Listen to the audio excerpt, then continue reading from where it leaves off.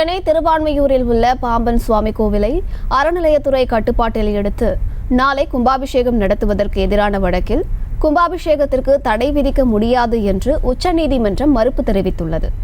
இதுகுறித்தான மேலும் விவரங்களை கொடுப்பதற்காக செய்தியாளர் மதியழகன் இணைப்பில் இருக்கிறார். பேசலாம். மதியழகன், இந்த வழக்கு தொடர்பான முழு விவரங்கள்.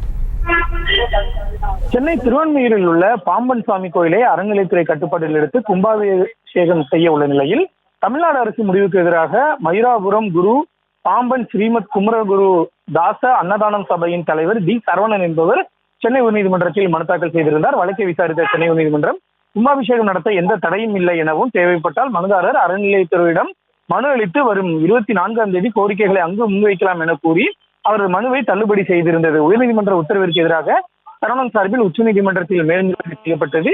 இந்த மேல்முறையீட்டு மனு நீதிபதி ரிஷிகேஷ் ராய் தலைமையிலான அமர்வில் இன்றைய தினம் விசாரணைக்கு வந்தது. அப்பொழுது இந்த விவகாரத்தில் உயர்நீதிமன்றம் உரிய உத்தரவுகளை பிறப்பித்திருக்கிறது. அதன்படி அறநிலையத்துறையிடம் ஏன் மனு அளிக்க கூடாது என மனுதாரருக்கு கேள்வி எழுப்பிய நீதிபதிகள் நாளை நடைபெற இருக்கக்கூடிய கும்பாபிஷேக நிகழ்ச்சிக்கு தடை விதிக்க முடியாது என கூறி மனுவை தள்ளுபடி செய்தனர்.